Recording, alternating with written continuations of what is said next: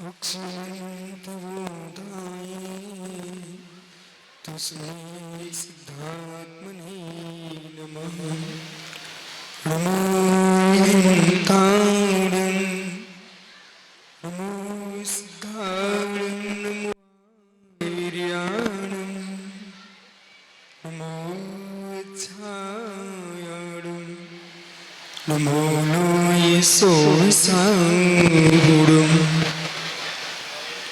अनंत अनंत परम सिद्ध भगवान की एक जड़वान आदिनाथ अजितनाथ स्वामी की एक जड़वान महावीर स्वामी की परम पूज आचार्य भगवान पूज्यपाल स्वामी की परम पूज आचार्य रविराज सागर जी मुनि महाराज की वही समय विश्व पट्टाचार्य परम पूज्य पट्टाचार्य विश्व सागर जी महाराज सत्संग की जय हो। पूरी समस्त आचार्य संघ की जय करे गुरुदेव का।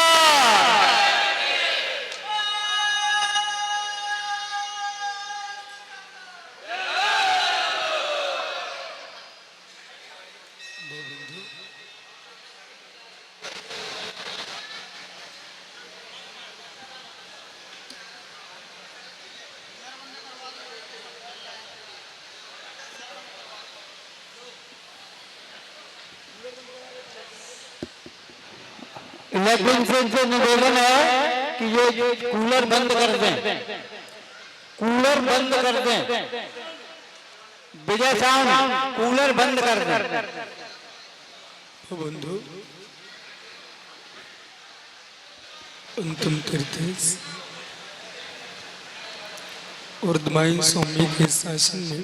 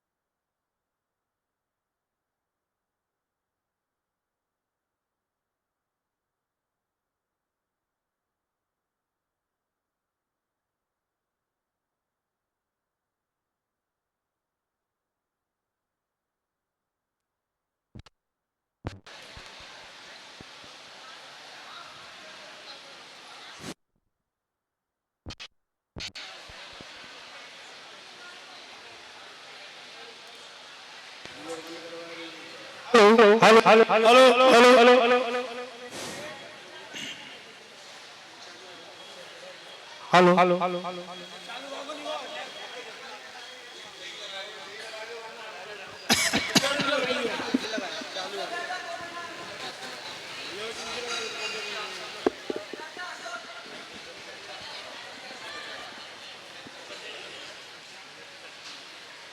बंधु तीर्थंकर जनन पीयूष दर्शना जनीन गौड़ी मनुष्य जगत कल्याणी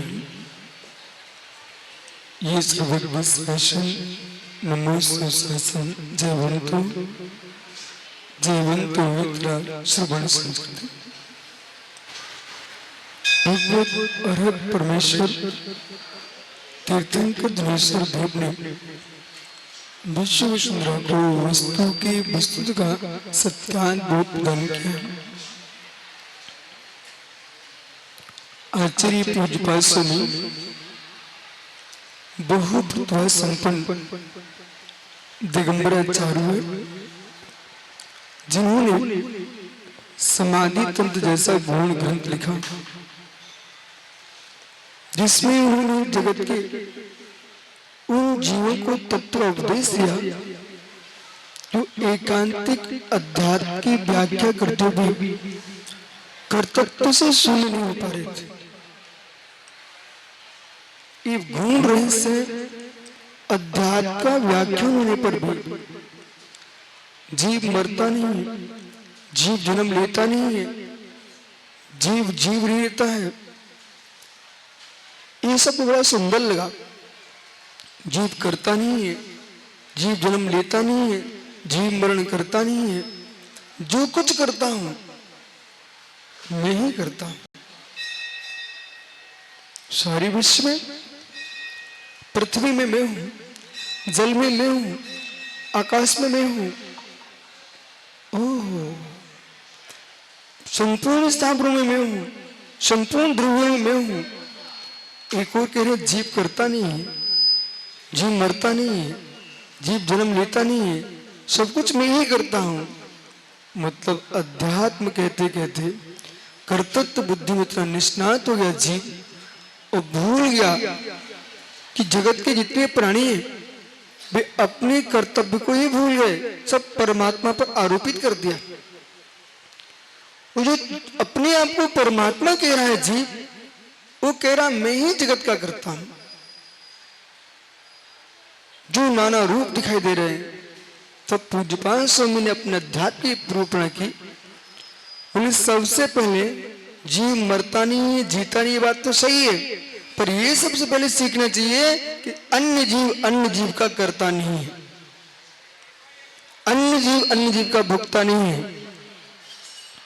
ऐसा कभी नहीं होता है। कर्म एक करता है और कर्म का फल दूसरा भोगता है, एक पक्ष। कर्म मैं करूं, कर्म का फल परमात्मा दे, एक वैसा पक्ष। धर्म मैं करूं, धर्म का फल परमात्मा देगा। कर्म मैं करूं, कर्म का फल परमात्मा देगा। जानियो, इससे ये होगा हम पराधीन हो जाएंगे। जैन सिद्धांत कहता है आप एक निमेष मात्र भी जो भी कार्य करेंगे उसके भगवान कुछ भी करने वाले नहीं है। आपने जो कर्म किया है आपका बंद होगा, आपको फलित होगा। और सारी क्रियाएं व्यवहार की, परमार्थ की बातें सत्य मानते समय व्यवहार की बात देखना चाहिए। जो वस्तु व्यवहार में ही नहीं घटित हो रही, परमात्मा कैसे घटित हो सकती? जो वस्तु व्यवहार में ही नहीं दिख रही है, दृष्टि गोचर ही नहीं है, चाक्षुष ही नहीं है, मात्र आपको पक्ष के रागवश कह सकते हो, पक्ष के रागवश कह सकते हो, व्यवहार में देखा जा रहा है। जैसा बीज डालता किसान वैसा फसल आती है। जैसा भोजन व्यक्ति करता उसका पेट भरता है, दूसरे के भोजन करने से दूसरे को उधर की पूर्ति नहीं हो रही है। अस्वस्थ व्यक्ति दवाई दूसरा खाए और दूसरा स्वस्थ हो जाए, ऐसा होता नहीं। तो ऐसा नहीं होता है तो मित्र कर्म मैं करूं और फल ईश्वर देगा, ऐसा होता नहीं। भगवान फल देने आएगा तो भगवान परेशान हो जाएगा, मैं किस किस को फल दूं। इसलिए भगवान फल नहीं देता है, भगवान कर्म और कर्म के फल को बताता है। भगवान कर्म के फल को बता रहा है कि ऐसा कर्म करोगे तो ऐसा फल तुमको मिलेगा और ऐसा कर्म करो तो ऐसा फल मिलेगा। शुभा पुण्यश्च शुभा पापश्च, आपको सूत्र प्रदान कर दिया। शुभा पुण्यश्च शुभा पापश्च। आप मन वचन काया से सुप्रवृत्ति करो तो शुभ पुण्याश्रय होगा और मनोवचन काया से अशुभ प्रवृत्ति करो तो पापाश्रय होगा। इसमें परमात्मा के लिए आप न गाली दे सकते हो न प्रशंसा कर सकते हो, आपको स्वतंत्र छोड़ दिया। दो प्रकार की संतानें हैं, एक माता पिता पर टिकी हुई एकदम, पर माता पिता समझदार होना चाहिए। बोले बेटा हमने जन्म लिया, आपने जन्म लिया, जितना कर्तव्य था हमने निर्वाह कर दिया है। अब जीवन भर आपके पीछे हम लगे रहेंगे तो हम अपने आप के लिए क्या कर पाएंगे? अब आप बड़े हो गए हो, अपने कदम पर खड़े होकर के अपना काम कीजिए। जीवन भर पिता बनने के उपरांत तुम संतान की चिंता में डूब गए। संतान जो तुम्हारी थी उसके संतान की चिंता में डूब गए। बेटे के बेटे की चिंता कर रहे हो, पोते के बेटे की चिंता कर रहे हो। आपको कभी विचार नहीं आता, कभी शर्म नहीं आती है, सोच नहीं बनता है कि मैं जगत में चिंता की भट्टियों में जीने के लिए मनुष्य बना हूं कि चिंतन के चमत्कार के लिए मनुष्य बना हूं।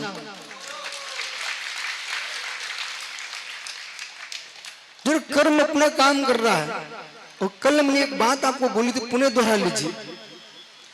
जो व्यक्ति, जो जीव स्वयं को गिराने और गिरने से घबरा नहीं रहा है, उसे बिल्कुल डर ही नहीं लगता है कि मेरा क्या हो रहा है, तो मैं चिंता करके अपने आप को क्यों सिखाऊं?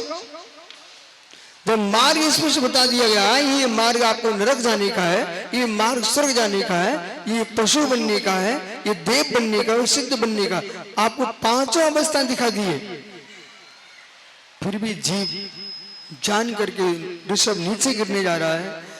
पिता ने आपको बराबर पैसा दे के रखा है और तब भी आप पैसे को उड़ाने लगे हो, तो मित्र पिता का बस बेटा रहने दो, तुम्हारे भाग्य में गरीबी लिखी, तुम गरीब रहिए। प्रत्येक व्यक्ति के अंदर करुणा है, प्रत्येक जीव के अंदर करुणा है। सुबह आपने शाम को नहीं देखा, सुबह से नहीं देखा मुकेश, छोटे छोटे बच्चे बड़े बड़े लोगों को पानी पिला रहे थे बेटा। छोटे छोटे बच्चे सारे लोगों को पानी पिला रहे थे, रास्ते में हजारों लोगों को पानी पिला रहे थे मार्ग में चलते चलते, और लोग देख रहे थे ये है क्या, है जुलूस है क्या, रैली है क्या? मित्र, न जुलूस था न रैली थी, एक आस्था का भाव था जो कल शाम को आपने देखा।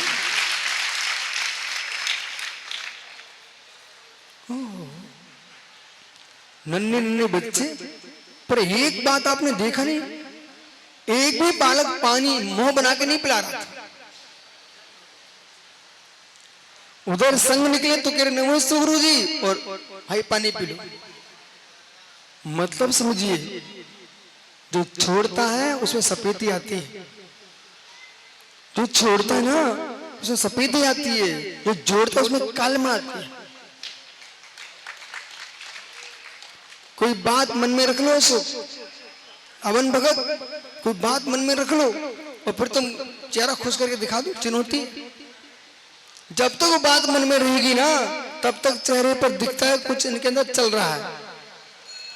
बादल जब तक बरसते नहीं तब तक काले दिखते हैं, और जैसे ही बरस जाए तो गोरे हो जाते हैं। छोड़ने वाला गोरा होता है और रखने वाले सब काले होते हैं। छोड़ना सीखो, छोड़ना सीखो।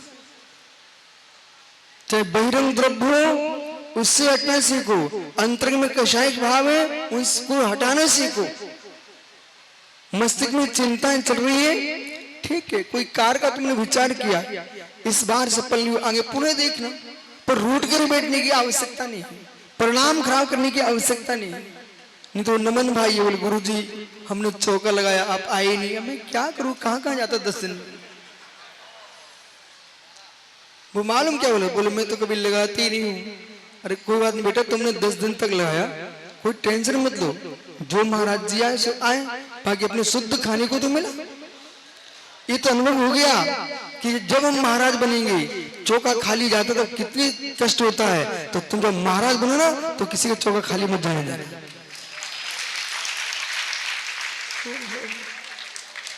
पर ये मैं भी देखता था, देखो बल्लू काला दिख रहा कि नहीं, अच्छे से देखो दिख रहा ना, लेकिन जिस दिन मुनिराज की हार हो जाए तो काले चेहरे भी चमकते हैं, और जिसके आहार ना हो पाए वो गोरा भी मुरझा होता। तुम देखो रे, सब वही मुरझाया गुरु जी, अब क्या करूं, जो है सो है। जीवन में मुस्कुराना है तो खाली होना सीखो। जीवन में भैया सुन रहा है कि नहीं, मेरू पंडित का पोता, बेटा यदि तुमको जीवन मुस्कुराना है तो चिंताओं से हट के जियो। जीव ने पूर्व में कोई अशुभ किया जिससे वर्तमान में सफलता नहीं मिलती, और वर्तमान में उस चिंता में डूब जाऊं तो अपना वर्तमान भी खराब करूं और भविष्य भी खराब करूं। तो गुण रहे समझे बेटा। कोई व्यक्ति व्यापार कर रहा है, वो व्यापार उसको लाभ नहीं मिल रहा है, तो उसे करना क्या चाहिए? जिससे जीवन चलता काम करते रहो, ज्यादा घुसो मत अभी, क्योंकि तुम्हारा समय ठीक नहीं चल रहा है। जब समय ठीक नहीं चल रहा है, वो पुणे अंदर चला गया तो घाटा यदि लग गया तो उसको संक्लेशता बनेगी। चिंता ही चिंता। संसार में शास्त्रों में लिखा है, घर में कुंवारी कन्या बैठी हो शादी के लिए और शादी ना हो रही हो उसकी, और ऋण सिर पर रखा हो, बेटा सूखा भोजन कर लेना, पानी पी के सो जाना, भीख मांग के खा लेना, पर ऋण लेके लड्डू मत खाना।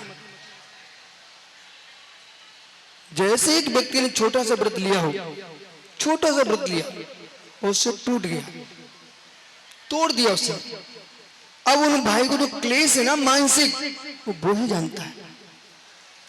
ऐसे जिस व्यक्ति ने किसी से उधार पैसे ले लिए, वो ईमानदार यदि आदमी है तो उसे शांति से न रोटी भाती है, न शांति से नींद आती है।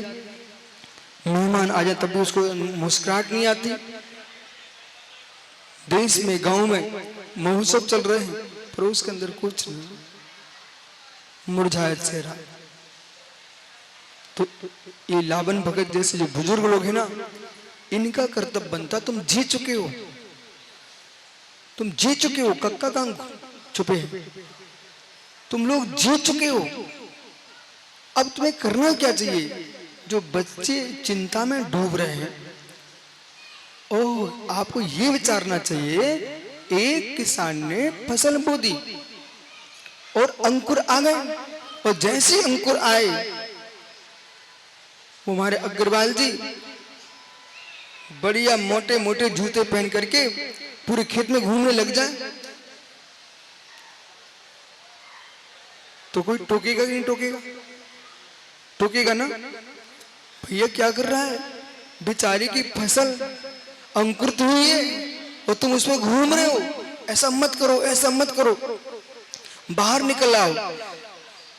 अंकित बेटा, एक भी किसान के खेत में एक भी पौधा लगा है, ऐसा नहीं तुम जुलूस लेके निकल रहे हो, तुम भीड़ में जा रहे हो, उसके पौधे पर पैर रख दिया, एक भी पौधा तोड़ दिया तुमने, एक इंद्रिय जीव की हत्या का दोष लगेगा ही लगेगा, साथ में अंतराय कर्म का भी बंद होगा। अब सुनो ध्यान से, बहुत विवेक के साथ सुनो। अंतराय कर्म का बंद क्यों होगा? एक गेहूं का पौधा था, और एक गेहूं के पौधे में यदि निसंग सागरी बाल आती तो कितने भी दाने आते? एक में 40 दाने आते हैं।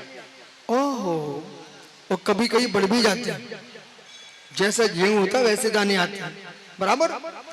अभी 40 दाने माना किया है, और ऐसे 5-6 बालें कुचर दी गई हो पौधे, और 40 एक में आए। कभी कभी एक ही बीज के 2-3 पौधे निकल पड़ते हैं, मालूम है आपको? याद है, देखा खेत? तो वे बालें इतनी सारी निकलती हैं। हे मित्र, वह बालों के जो दाने थे, बालों के दाने थे, बे दाने कोई वीतरागी मुनिराज के हाथ में रोटी के रूप में रखे जाने वाले थे, तुमने दान में अंतराय कर दिया। ना भी कोई मुनिराज के हाथ में आते, कोई व्यक्ति खाता, उसके भोग में अंतराय डाल दिया। अंतराय डाला, अंतराय डाला। शास्त्रों में श्री मूलाचार्य में लिखा है, ऋषभ, यदि मुनिराज विहार करते हैं तो पिच्ची को भी इतने संभाल के चलते हैं, उतने विवेक के साथ चलते हैं। ऐसे नहीं कि रुपते घूमते हो पिच्ची लाते चले जाओ। कोई चिड़िया मार्ग में चल रही दाने, हमारे देखने से उनको डर लग गया, भय हो गया, तो वे उड़ जाएंगे। तो ऐसा करने से उनके भोग में अंतराय आएगा, अंतराय कर्म का बंद हो जाएगा। चिड़िया दाने चुन रही है, वो आप वहां से निकल गए जोर से, वो बेचारी उड़ गई। उतनी देर तक आपने उनके अंतरा डाल के रख दिया। ये जिन शासन है, जब चिड़िया के दानों के चुनने में विघ्न नहीं करना जानते हैं, तो साधुओं के आहार में विघ्न कौन कर के लिए कौन उपदेश देगा? धिक्कार नहीं होगी जीव है जो ये कहे कि ऋषभ तुम तो मात्र जब सुब्रत सागर दिया तभी चौका लगाना, बाकी लगाने का नहीं। ऐसा जिसने बोल दिया उससे एक है ना, घर में बंधे पशु को भी विघ्न नहीं किया जाता है, चिड़ियों को विघ्न नहीं करना चाहिए, तुम साधुओं को विघ्न कैसे कर सकते हो? कर्म बंद के काल में जीव का सांशे भरा रहता है, उदय के काल में फिर दुख से भरता है। बंद के काल में राकेश पंडित जाए क्या मुमुक्षु, बंद का काल कसाय का रहता है, प्रमाद का रहता है, अवृत्ति का रहता है, योग की चंचलता का रहता है, परंतु मिथ्यात्व का रहता है। उदय काल जो होता है, उदय काल जो होता है, ये सब मात्र दुख का ही होता है। भविष्य के दुख के उदय काल को नहीं देखना चाहते हो तो वर्तमान के बंद के काल से बचना चाहिए, आश्रय के काल से बचना चाहिए।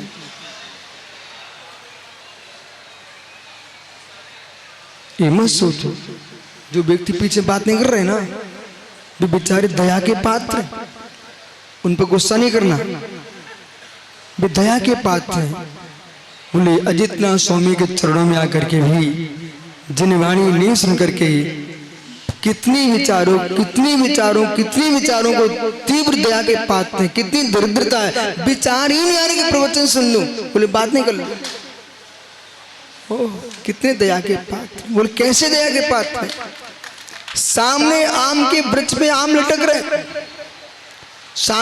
सामने आम के वृक्ष पर आम लटक रहे, एक व्यक्ति सुंदर राम का रस पी रहा है और उसी आम के वृक्ष के नीचे एक शराब की दुकान है। बेटा उसी आम के वृक्ष के नीचे शराब की दुकान है, आम लगे हुए मार पर, एक आम निकाल के नहीं खा पा रहा है, वो पैसे फेंक करके पागल नाली में गिरने के लिए शराब की बोतल खरीद रहा है। ताली तो ऐसे बजा रहे जैसे खरीद रही। अरे शराब की शीशी नहीं खरीदते तो अच्छी बात है आपको, पर मोह की मुद्रा कितनी गहरी है कि अभी किसी का भी फोन आ जाए ना तो प्रवचन में धीरे से मुंडी नीचे करके बात कर लेगा। मैं देख लेता हूँ, मानो बेचारा अमृत फल झर रहा है, उसे छोड़ करके मुंह की राख की मदिरा को कान से पी रहा है। अभी किसी का फोन आया, बच्चा सुन रहा नहीं बेटा, किसी का फोन आया, राकेश पंडित घर से क्यों ना आया, उन्होंने धीरे से ऐसे किया तो मैं समझ जाऊंगा बेचारे ने सफेद कपड़ा पहन लिए, सब कुछ कर लिया, लेकिन मुंह की मदिरा का पान करना नहीं छोड़ा। हो मोह मत पियो अनादि पंडित बोलो ना, ये किससे कह रहे हो ज्ञानी? मोह मत पियो अनादि भूल आपनो भरमत पादे, ये अपनो ही भूल है, कोई दूसरे का नहीं है। किसका भूल है? स्वयं का भूल है। किसी में संतुष्ट होना वो भी मोह है और रुष्ट होना वो भी मोह है। किसी में संतुष्ट होना वो भी मोह है, किसी से रुष्ट होना वो भी मोह है। एक ज्ञानी को दर्शन मोह की ओर ले जा रहा है तो कोई चारित्र मोह की ओर ले जा रहा है, तो कोई राग की ओर ले जा रहा है, कोई देश की ओर ले जा रहा है, पर दोनों मोह है। साधना बहुत पवित्र है। मोक्ष मार्ग कक्का, मोक्ष मार्ग आंखों के समान है। मोक्ष मार्ग आंखों के समान है। समझ में क्या है भाई? सुन रहा है क्या? मोक्ष मार्ग आंखों के समान, नेत्रों के समान। देखो तुम्हारे नेत्र कितनी सुंदर चमक रहे हो, पर जरा सा कण चला जाए तो क्या होगा? आंखें बंद होंगी, डबडोंगी और तुरंत ही आंखें पानी छोड़ देगी, आंखें पानी छोड़ देगी। आंखें किसी कचड़े को रखना पसंद करती नहीं, आंखें पानी छोड़ देंगी। सुनो ध्यान से मैं क्या बोल रहा हूं, आंखें पानी छोड़ देंगी। जैसे आंखें किसी कचड़े को रखना पसंद नहीं, आंखें पानी छोड़ देती है, ऐसे ही संयम मित्र किसी असंयम भाव को स्वीकार करता नहीं, वह पाप आश्रम को तुरंत छोड़ देता है। भाई मैं सहन कर सकता नहीं।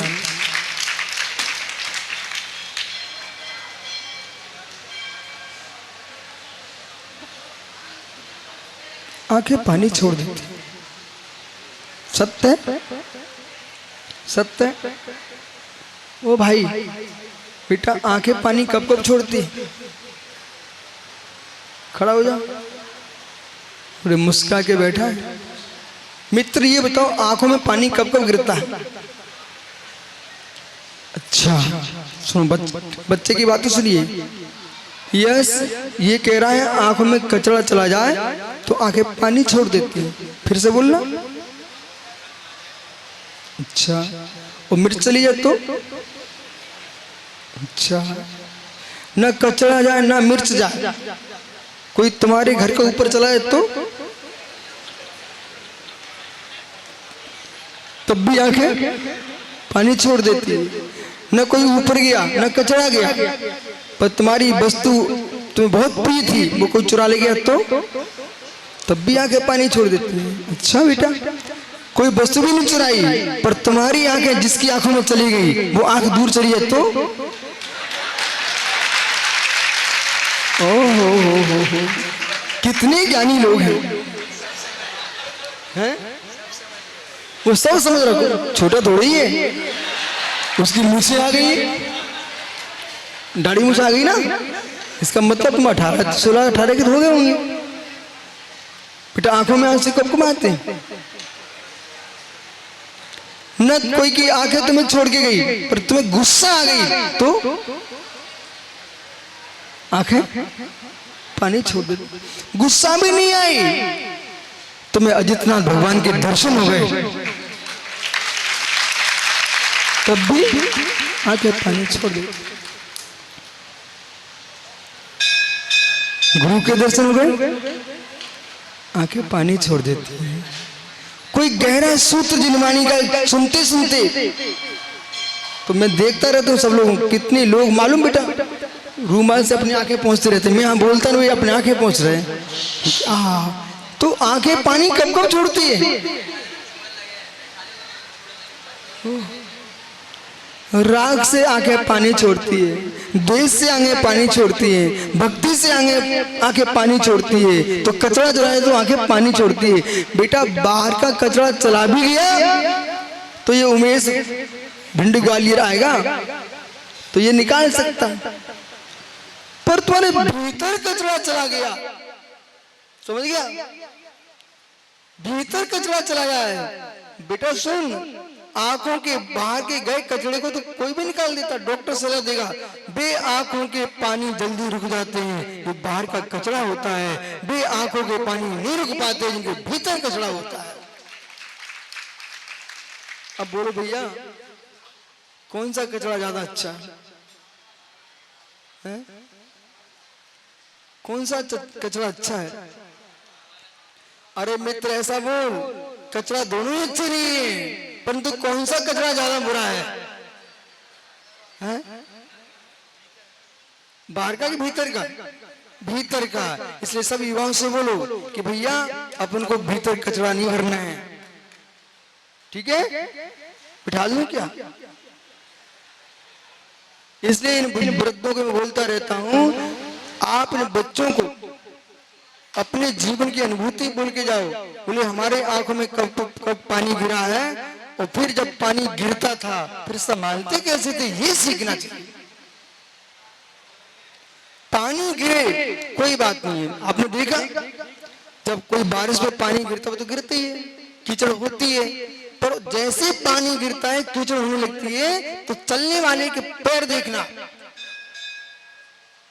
राकेश पंडित जी इधर देखना जरा मित्र, जिसके सिर पर वजन रखा हो, बालक देखना, जिसके सिर पर वजन रखा हो, जिसके सिर पर वजन रखा हो मित्र, उस आदमी को कीचड़ में चलते देखना।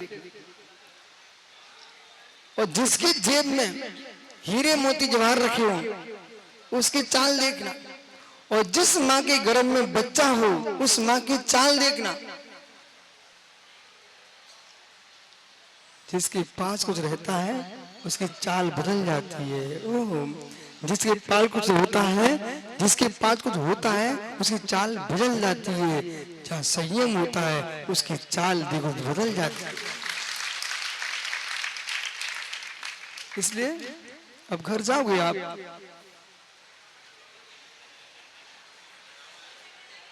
अंदर भी कचरा होता बाहर भी कचरा होता घर में बेटा, पता है आपको? दोनों कचरों से बचना है तो विचार कर लेना।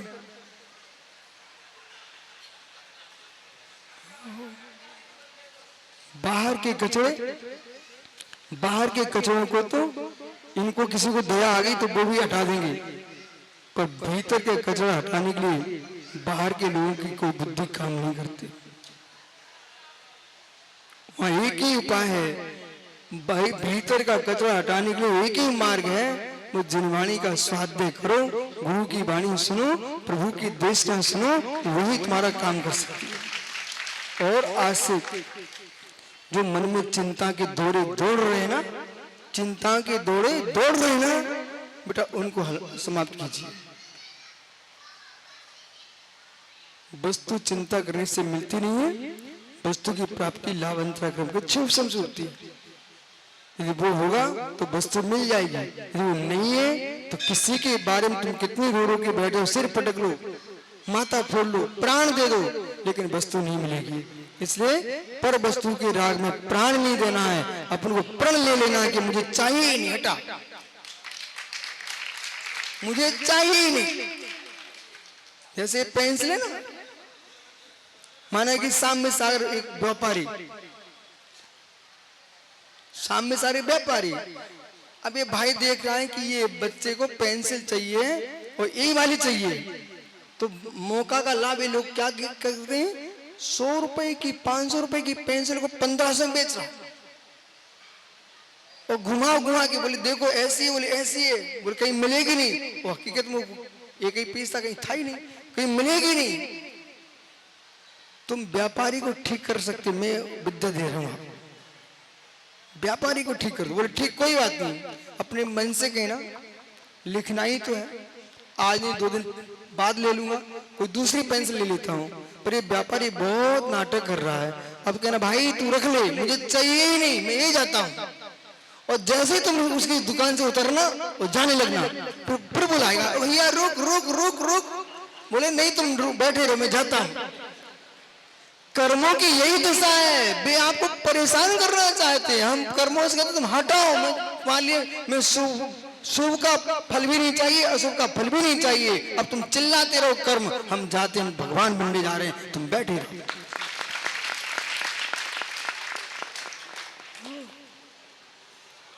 सत्य घटना बताऊं आपको, एक बालक आया मेरे पास, मालूम बच्चे वो सोचते हैं जो कुछ का गुरु से कह दो। एक बालक आया मेरे पास, बोले गुरुजी हम बहुत दिन से एक बिटिया से बात करते थे, उसने मुझे छोड़ दिया, उसने मुझे छोड़ दिया, अब ऐसे फूट फूट के रोने से उसकी मतारी मर गई हो। हम कह अरे भाई कैसा पगला आदमी है, न तेरी शादी हुई न कुछ तेरा हुआ, तू बात करता तो अब रो रहा है। बोले गुरुजी न दिन में भोजन अच्छा लगता है, न रात्रि में नींद आती है, पगला रहा है। मुझे देखो, मैंने कहा क्या हो गया?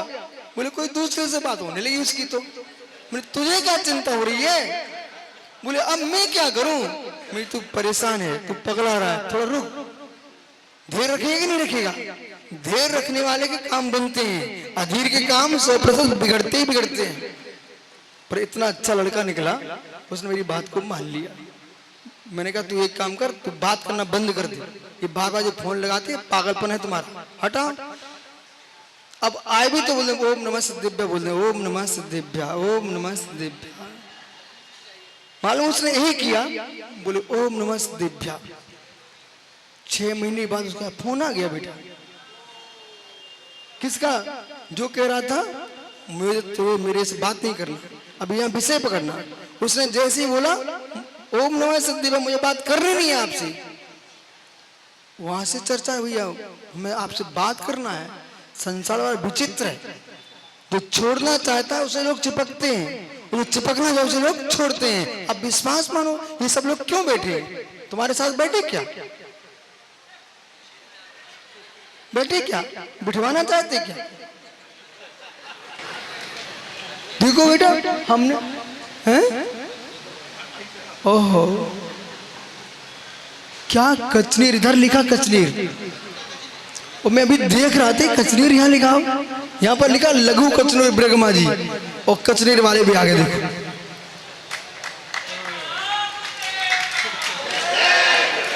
तुम ठीक स्थान पर, भगवान अजितनाथ स्वामी का स्थान भी है, और बगल में लघु कचनीर भी है। आइए ब्रह्मा बालक, जीवन में जगत को आकर्षित करना चाहते हो, जगत को आकर्षित करना चाहते हो, तो जगत से आकर्षित होना बंद कर दीजिए।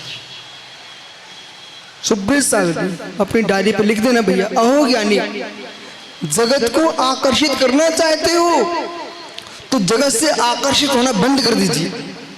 जब आप जगत से आकर्षित नहीं होंगे तो जगत तुमसे आकर्षित होगा। आप किसी से जान जान के बात करोगे तो लोग मालूम क्या बोलेंगे, भैया बहुत बतूला आदमी, हटाओ इसे, बहुत कान खड़ा ले क्या बोलेगा? बहुत कान खाता। तुम जाना उस शांति से, भैया गएली शांति से बैठना, और बस वो कुछ बोलना चाहे ना, बस जैसे भाई मुस्कुराहट है ना, थोड़ा मुस्कुरा, देख भाई सुन, हर व्यक्ति को मुस्कुराहट नहीं मिलती, कुछ बेलोग होते हैं, हंसे भी तो रोते फिरते बेचारे, पुण्य छीन। एक बेलोग है, हर बात में चेहरे में उमंग, पुण्यात्मा जीव के चेहरे पर खुशहाली होती है, और पुण्य छीन के चेहरे पर जैसे रूखा मटका, पानी शून्य मटका। खुश रहना सीखो, प्रसन्न रहो, गदगद रहो। वो गदगद तब रहता जीव तो उसने देख लिया मुझे कुछ चाहिए, कुछ चाहिए, मैं यहां पर आया, ठीक है, और भगवान के दर्शन कर लिए, पंडित ने अभिषेक दिखा दिया, शांति धारा हो गई, फिर गंधोदक दे दिया, मैं यहाँ आ गया, प्रवचन होने लग गए। अब मैं सोचता कुछ बोले 1008 कलशों अभिषेक करो, भगवान की प्रतिमा वैसे झील सीड़ हो रही है, प्राचीन प्रतिमा है, जितना कम जल डालोगे उतना ज़्यादा अच्छा रहेगा, तो इसमें आपको ये नहीं करना चाहिए। बोले कमेटी क्यों रोकती है? कमेटी इसलिए नहीं रोकती है कि तुम अभिषेक नहीं करो, कमेटी इसलिए रोकती है तुम लंबे समय तक भगवान के दर्शन करते रहो।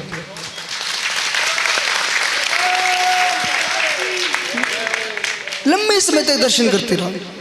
जैसे एक भैया आया सुबह सुबह सागरी, अपना भी कहते फूक में रसिया जी में, वो इतने मस्त ऐसा था बिल्कुल हाथी जैसा, और मैं तो दूर से ही देखा भैया अब क्या करने वाला, वो धीरे उसने ऐसा हाथ डाला और उसका नाखून ऐसे कट गया। अभी महाराज जी देखते रह गए, हम कब हो, कोई बात नहीं है, बेचारे को ध्यान नहीं था। और दूसरा भाई आया, उसने उसको हटा दिया, और वो लड़ने खड़ा हो गया। बेटा बोले मुझे क्यों मना करते हो? तो वो मना नहीं कर रहा था, वो इसलिए मना कर रहा था इनके पैर बचे रहेंगे तो तुम दर्शन करते रहना, तुम समझते ही नहीं। मालूम? और सुनो बेटा, एक अम्मा ये आए, वो जिनवाणी खोल के बैठ गई और बगल में अपने बच्चा को बिठा लिया। इसी बीच में माँ के सिर में खुजली पड़ गई, उसने ऐसे हाथ लिए खुजा लिया, अब उसे तेल भरे हाथ थे, और फिर पन्ना पलट दिया। इतने में ये भाई भगत मुगा चिल्ला पड़ा लावन भगत, ए अम्मा रुको रुको, ये सांस मत छुओ। तो अम्मा गुस्सा होकर के अपने घर चली गई, उसने अपने पति से बोल दिया, और पति लड़ने आए रावण भगत से, बोले तुमने हमारी पत्नी को सास पढ़ने से रोका है, तुम कितने पापी जीव है। क्या बोल दिया, कितना पापी जीव है, तुमने सास रोक दिया। अब भैया तू शांति सुन ले, क्यों रोका था। जलम रक्षित तैलम रक्षित रक्षित बंधनात् मूर्खस्तन दातव्यम ब्रुवन्ति भारती। मेरी जल से रक्षा करो, तेल से रक्षा करो, शीतल बंधन से रक्षा करो, मूर्ख के हाथों मुझे मत दो, ऐसा ब्रुवन्ति भारती जिनवानी कह रही है। तुम सुन तो लो भैया कि तुम्हारी पत्नी को मैंने क्यों रोका, सास बढ़ने से नहीं रोका, उसके मस्तिष्क में शरीर में तेल भरा था बालों में, और उसने ऐसे खुलाया और फिर पन्ना पलट दिए। ये ग्रंथ सुरक्षित रहेगा तो फिर अगले दिन स्वाध्याय तुम कर पाएंगे, और जैसे ही तेल लगा सास का पन्ना खराब। तो अब बताओ रावण भगत ने अच्छा किया कि बुरा किया। पर भूलन ने क्या की, सीधे डांट दिया। हमारे जैसे बातें करे तो कोई ना कोई लड़ाई नहीं इनसे, ये सीधे बार करते हैं, सीधे बार नहीं करना पड़ता। ऐसे आओ जलेबी ऐसी बनाओ तो कौन खरीद रहा।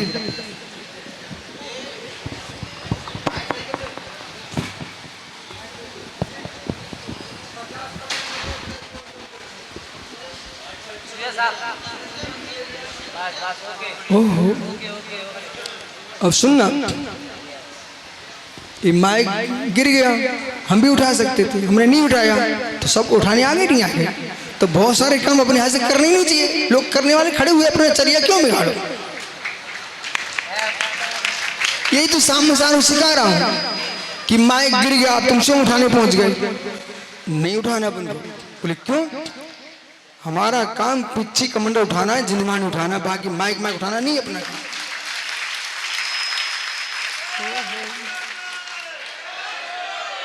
अब बेटा घर में पोछा लगाने वाले लोग बैठे हुए हैं, फिर भी रावण भगत पोछे लगाने बैठ जाए तो गांव भर की गांव में बहू क्या बोलती, बोले अच्छा नौकर मिला, करन दो, स्वयं करो, कमर झुका, टेढ़ी करो, इनकी सुनो, बोले ये नहीं हुआ, ये नहीं हुआ, करो। इसलिए मैं मालूम हमने क्या किया बेटा, मैंने छोटे में देखा कि बड़े लोग काम कर रहे हैं तब भी पिताजी डांटते ही हैं। फिर मैंने संग में देखा कि बहुत सारे हमारे गुरु भाई बहुत सारे काम करते रहते तब भी उन्हें डांट पड़ती थी। मैंने कहा रे यार, काम करो डांट खाओ, काम करो डांट खाओ, कोई काम ही नहीं करना, हटा, सो डांट ही नहीं पड़ी। मालूम मैंने सब रहस्य बता दिया, पर कुछ लोग ही चैन नहीं, सोमसागर आए क्या सुपर सर, अब ये सोम सागर है, उन्हें चैन ही नहीं पड़ती, उन्हें कुछ करनी नहीं है तो खा डांट। बुंदेलखंड में केन लग गई तो मालूम क्या कह रहे, बने रहो पगला, काम करेगा अगला। फिर मालूम भी क्या भैया, उससे लड़का से कुछ बनत नहीं है, तुम कर लो, उसे सब बनत है लेकिन वो बनता है। भगवान बनना है तो जगत के सारे काम छोड़ दो, सारे काम छोड़ दो, पर ध्यान रखना शर्त ये, शरीर से भी, मन से भी, वचन से भी, सारे काम छोड़ दो। भगवान बनना तुम्हारी मुट्ठी में है। तो एक बालक मैंने सारी विद्या तुझे सिखा दी, तब भी मुझे मालूम है तुम्हारे भाग में यदि पोंछा लगाना लिखा तो जाओ घर में जाओ पोंछा लगा।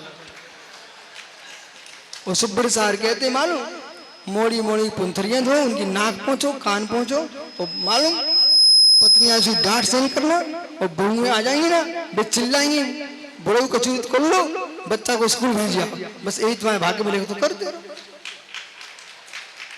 और आपके भाग्य में ये लिखा है कि जैसे भगवान की पूजा होती मेरी पूजा हो, तो बेटा बस उतार दो, उतर जाओ मैदान में। वो अंकुश पगला बैठा है, जय जय गुरुदेव। ओहो, ये जय जय गुरुदेव तो कौन कर रहा है। अरे दादा वो तो बच्चा छोटा है, तुमने सब देख लिया, तुम्हें उतार दो।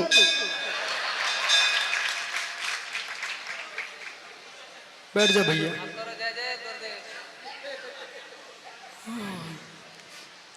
ओहो, ज्ञानी जितने जगत में प्राणी हैं, जितने जगत में प्राणी हैं, वे सब दयालु हैं, प्रत्येक जीव दयालु है, प्रत्येक जीव दयालु है। एक में जीव को दया आती है, क्रूर से क्रूर प्राणी को दया आती है।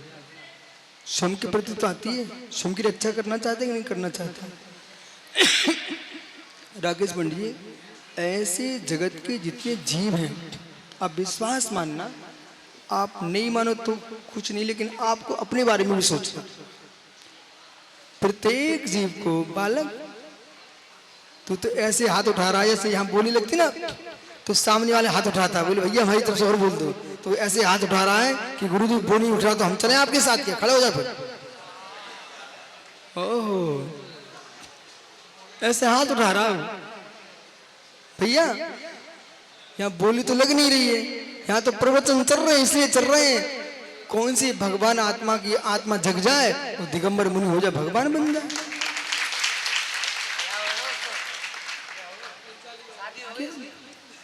तो कोई टेंशन नहीं है। नेमिनाथ स्वामी डबल चले गए थे, उनकी फेरा भी नहीं पड़ पाते, राजुल भी गई और नेमिनाथ भी गए। ठीक है, बैठ जा। शादी के पहले क्यों नहीं आए तुम? बेटा चिंता मत करो, वैराग भावना भाव, अपन जिस किनारे में बैठे ना, इस सदी के प्रथम तीर्थंकर हैं, इस युग के प्रथम तीर्थंकर हैं, जो कि प्रथम तीर्थंकर क्यों कहा इनको? आपके ऋषभदेव प्रथम तीर्थंकर, ऋषभदेव तो प्रथम तीर्थंकर हैं, ये प्रथम तीर्थंकर इसलिए हैं, सम्मेशगढ़ से युग में सबसे पहले मोक्ष गए तीर्थंकर अजितनाथ स्वामी। ठीक है, अजितनाथ स्वामी है। इस 24 में सब प्रथम मोक्ष गए तीर्थंकर अजितनाथ स्वामी कहां से? सम्मेशगढ़, क्योंकि भगवान ऋषभ देव का निर्वाण कैलाश पर्वत से हुआ है। बैठ जा ज्ञानी।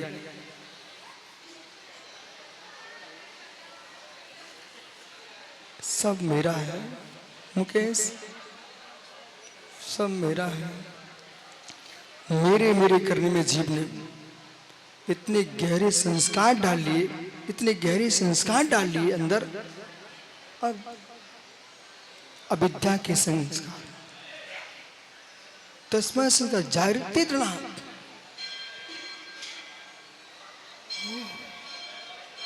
भैया क्या नाम तुम्हारा है?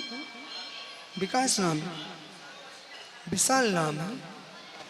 तो तुम्हारा जो जन्म हो गया था तब विशाल नाम था कि जन्म से ही विशाल लेके आए हो? हैं? सुनो ऋषभ, इन भैया का विशाल नाम है। अब विशाल नाम से कोई व्यक्ति अशुभ बोल दे तो टेंशन इसको ही होगा, बराबर। और ऋषभ लेके बोले तुम्हारा हो जाएगा, जबकि न तुम विशाल बन के आए हो न तुम ऋषभ हो के आए हो। जब जन्म लिया तो कोई नाम ही नहीं था तुम्हारा।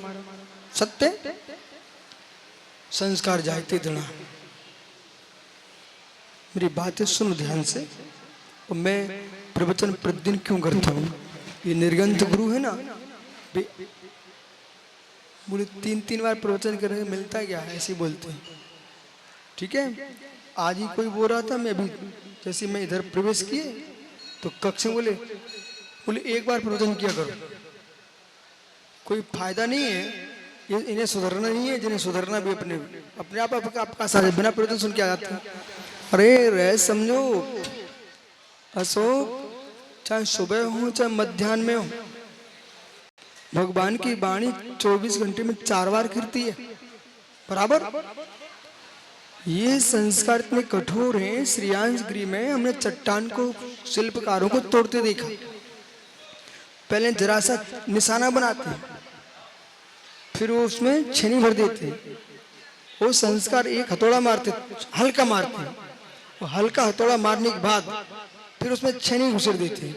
इसके बाद घन पटकते हैं और एक घन से पत्थर 2 टुकड़े हो गए। जैसे प्रथम ने छेनी मारी थी, उसका क्या काम था? कोई काम हुआ क्या उससे? हुआ क्या कुछ से? अरे प्रथम छेनी के मारने से संस्कार पड़ गए। ये लिखा यहाँ पर, संस्कार जायते दृढ़ संस्कार पड़ गए। और फिर मैं देखता रहा, क्योंकि गुरुजी चट्टानों घुमाते रहते थे उधर। बोले चलो उस जंगल में सामायिक करेंगे। ऐसे रास्ते में लोग काम करते दिखते थे, तो मैंने देखा कि चट्टान टूट रही, इतनी विशाल चट्टान। मैं समझ गया कि गुरुजी क्यों घुमा रहे हैं? बोले देखो बेटा पत्थर टूट रहे हैं, पत्थर टूट रहे हैं, एक निशान बनता है। ऐसे ही पंचम काल में तुम बार बार प्रवचन सुनो, बार बार प्रवचन सुनो, 10 बार सुनो, ये संस्कार धन पड़ जाएंगे। फिर एक दिन ऐसा आएगा केवली की वाणी सुन लेना और ऐसा घन पड़ेगा तुम्हारे कर्म टूट जाएंगे। ऐसा थोड़ी है कि विशाल ये लोग क्या सोचते हैं हम श्राप को प्रवचन देते रहते, नहीं बेटा। कक्का ये लोग आए, आप लोग खाना भी खिलाओगे क्या?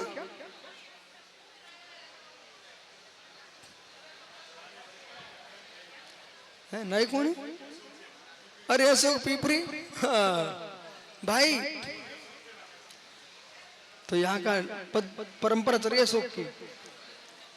कक्का जब तुम्हारे घर में कोई मेहमान आता है वो महाराज जी पड़क जाए तो हार देते कि नहीं देते? हार देते महाराज जी को तो रो के देते कि हंस के? अरे और माइक में बैठो, हमें सुनाई पड़ रहा। कक्का मुराज को हार तुम रो के देते कि हंस के देते हो?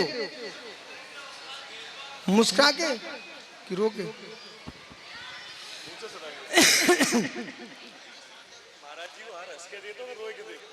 हंस के, हाँ बैठो, हंस के।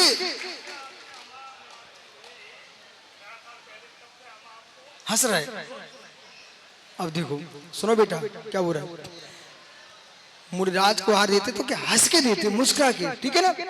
अब मतलब समझो कि एक व्यक्ति पेट दूसरे का भर रहा है, वो मुस्कुराता देने वाला। तो जिसको आनंद आता है, कुछ लोग लेके मुस्कुराते हैं, कुछ लोग देके मुस्कुराते हैं, कुछ देख देख के मुस्कुराते हैं, और कुछ लोग लेके रोते हैं, कुछ लोग देके रोते हैं, कुछ लोग देखते देखते ही रोते हैं। जिनके भाग्य में जो लिखा है वो ही करते हैं। बैठ जाओ, मुस्कुराते रहे ना। संस्कार दायित्व दान, तो बार बार तुम प्रवचन करो, प्रवचन सुनो, ये संस्कार पड़ जाएंगे। और जब संस्कार जब पड़ेंगे ना तो आत्मा गदगद भाव से की। जितने संस्कार जल्दी पड़ जाएंगे, जो व्यक्ति बार बार पढ़ता रहता ना, फिर परीक्षा के कारण उसको पढ़ाई की जरूरत नहीं पड़ती। पूरी पुस्तक इतनी बार पढ़ चुका है, अब वो स्वयं प्रश्न पत्र बनाने की योग्यता रखता है, सारे प्रश्न हल कर देता है। परीक्षा के काल में उन पागलों को पढ़ता है जो साल भर नहीं पढ़ता। और फिर डायरी, गाइड देखेंगे, प्रश्नोत्तर मालिका देखेंगे, ये सब देख देख करके बेचारे फिर पास हो गए आ जाएंगे। तुरंत बढ़ के पास हो भी गए ना, उनकी उतनी बुद्धि फिर काम नहीं करती है। वो साल भर बढ़ के तुम पढ़ाई करोगे, फिर तुम परीक्षा दो तो बुद्धि भी काम करेगी, विशाल होती है। ऐसे ही विशाल प्रवचन आपको नहीं दे रहा हूं मैं इन सबको दे रहा हूं। केवल भगवान की वाणी गिरती है, एक दिन में गिर गई क्या? उनने अनेक बार मुनि दीक्षा ली, अनेक बार प्रवचन किए, वे संस्कार ऐसे बन गए, फिर केवल भगवान बन करके दिव्यदेशना गिर गई। इसलिए चाहे साम्य सागर हो, चाहे मित्र निसंग सागर हो, चाहे सुब्रत, जितने मुनिराज है सब, इन सबको बार बार प्रवचन करो, बार बार प्रवचन सुनो, बार बार लगे रहो जिनवाणी के अध्ययन में। एक दिन ऐसा आएगा कि अपना जीवन ही जिनवाणी हो जाएगा। 100% भाव अच्छे हैं, भाव अच्छे हैं। कुछ ऐसी दवाइयां आने लगी आजकल, बच्चे खाते नहीं कड़वी दवाई, तो दो भी तो उगल देते, तो मीठी दवाइयां आने लगी। बहुत सारी दवाइयां मीठी आने लगी, डबल प्लाप, मिठाई भी और औषधि भी। ऐसे प्रवचन ऐसे मुस्कुरा करो कि इनको मनोरंजन भी हो जाए और अंदर से अंदर की पाप भी धुल जाए। तब ही दिन आया भाई, वो बच्चा, ए बालक आलू छोड़ दो तू, राती ओवन छोड़ दो तू। बेचारा सोचता कि पहली बार तो मैं फंस गया, वो आज ही सब छोड़ा दे रही है, तो कपड़े उतरवा देंगे। हमारे राकेश पंडित यही करते हैं, दोबारा नाम ना ले आने का। अरे पंडित आने दो, आने दो, आने दो, तुम पहले आना तो सीखो। मुझे भरोसा है कि अभी एक भैया पेड़ा बांट रहे थे लोगों को, और सुब्रत सागी और सोम सागर बगल में चल रहे थे। वे मालूम क्या बोले, सुगंध बहुत अच्छी आ रही है। मालूम क्या बोले, सुगंध बहुत अच्छी आ रही है। तो दूसरा आदमी क्या बोलता है, देखो ये एक ऐसे पेड़े हैं, कुछ ऐसा डालते कि एक बार खा लो दोबारा मन करता है। अब दुकानदार तो चतुर तो हो गई है, वो एक बार बनाएगा मिठाई को, तो ऐसी सामग्री डालते बार बार मन करे। तो ऐसी ऐसी वाणी बोलो कि सुनने वाले की बार बार मन करे, और बार बार मन करेगा, बार बार मन करेगा। उसके पेड़े बिकते हैं तो तुम्हारे प्रवचन लोग सुनेंगे, और पेड़े खाने वाले का शरीर मस्त होता है, जिनवाणी सुनने वाले का मस्तिष्क मस्त होता है। और एक दिन जिनवाणी खाते खाते वो स्वयं जिनेंद्र की मुद्रा में आ जाएगा। इसलिए संस्कार जायते देना, ये शब्द सुनना चाहिए, ये समझना चाहिए। ये 12वां श्लोक चल रहा है समाधि तंत्र में, संस्कार जायते देना। अब दोनों पक्षों में लेके जाइए। शुभ शुभ देखोगे, शुभ शुभ सुनोगे, शुभ शुभ सोचोगे तो आपकी शुभ ही होगा। और यदि जीव ने अशुभ ही सुना, अशुभ ही देखा, अशुभ ही जाना, तो उसकी प्रवृत्ति अशुभ में ही जाएगी। फिर कोई भी कुछ भी, पंडित क्या देखते नहीं है, सामने से साधु निकल रहे हैं, ब्रह्मचारी निकल रहे हैं, ये भव्य श्रावक निकल रहे हैं, इनके चेहरे चमक रहे हैं, मुख में इलायची की गंध आ रही है, सौंफ की गंध आ रही है, निकलने जा रहे हैं। वो अभागा सामने प्याज खरीद रहा है, मुंह बदबू मार रहा है, शराब पी रहा है, सामने फलों का ठेला है और सामने शराब की दुकान है। पर जिनका पुण्य छीड़ है वो शराब खरीदने जाएगा, वो पुण्यात्मा जीव है, वो फल खाएगा, वो मोक्ष फल का मार्ग चुनेगा। इसलिए भगवान की वाणी समझो, ये अपना सभी माता बहनों भाग्य समझो, भाग्य महापुण्य आपका कि ऐसी तपन में लोग पानी पानी चिल्ला रहे, लस्सी पी रहे हैं, और तुम सब बैठ कर यहाँ पर जिनवाणी पी रहे हो। अब विद्या सिंह समझता संस्कार जायते देना ए लोक अंग में अभिमन्यते, जिसके कारण तो मिथ्यात्व के संस्कार पड़ते बहिरात्मा जीव, तो लोक में अज्ञानी जन्मांतर में भी शरीर को ही आत्मा मानता है, शरीर को ही आत्मा मानता है। देह शांत बुद्धि आत्मम निश्चित आप शुद्धि आत्मनिष्ठम बुझियोति देहिनाम। 13वें श्लोक में समाधि तंत्र में लिख रहे हैं, यहाँ पर आचार्यगण, देह शांत बुद्धि, शरीर में आत्म बुद्धि वाला बहिरात्मा निश्चय, निश्चय से आत्म की आत्मा में इतने शरीर के साथ उन्मुक्तम, शरीर के साथ जोड़ता है, शरीर का संबंध होता है, किंतु स्वात्मी आत्मस्य, अपनी आत्मा में आत्म बुद्धि रखना, अंतरात्मा अपनी आत्मा को तस्मा शरीर से विरोधी पृथक करता है। इसलिए अशोक पिपरी भैया खड़े हो जाओ, माला के लिए खड़ा नहीं किया, इसलिए खड़ा किया है, क्या भाग्य तुम्हारा तेज है। लोग घर की झुपड़िया और नाली साफ करते हैं, तुम्हें समाज ने अवसर दिया तीर्थंकर भगवान के मंदिर की सेवा करने का। इसलिए कितने बुजुर्ग हैं, चाहे कक्का हो चाहे इलावन भगत हो, अभी यहाँ पर बिल्लू भाई बैठे थे, बरासों की सेवा में लगे, कोई पावई की सेवा में लगा है, कोई अपने अपने मंदिरों की सेवा कर रहे हैं। कभी समाज से मत कहना कि अपना घर छोड़ करके हम तुम्हारा काम ही तो कर रहे हैं, हम क्या करें, ये कभी नहीं कहना। घर के काम पर आए हैं, मंदिर का काम अपना है।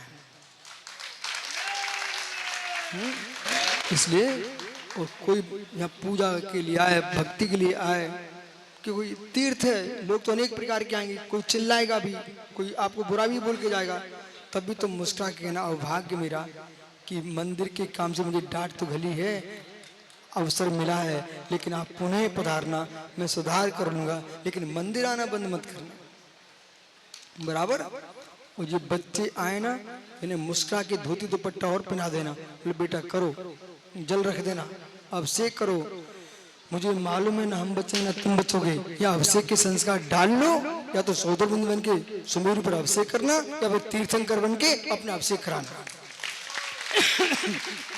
मालूम बेटा ऋषभ, मैं इसलिए अभिषेक देख लेता हूँ। कोई कहे ना गुरुजी देख लो तो मैं खड़ा हो जाता हूँ, और कोई ना बोले तो मैं विकल्प ही नहीं आता है। तो फिर मैं क्या सोचता हूँ, अभिषेक दूं तो भगवान के अभिषेक के संस्कार आ रहे हैं, और सीधे निकल गया शांति से अपने स्वाद देख रहे हो तो ज्ञानाभिषेक कर रहा हूँ अपनी आत्मा का। अपन तो आनंद में डूबते हैं, इसलिए परेशान नहीं। लोग परेशान भी होते हैं, मुझे हटो हटो मुझे दिख नहीं रहा है। अरे नहीं दिख रहा कोई बात नहीं, भगवान को हमें दिख रहा है, हमें भगवान दिख रहा है अंदर से, टेंशन फ्री।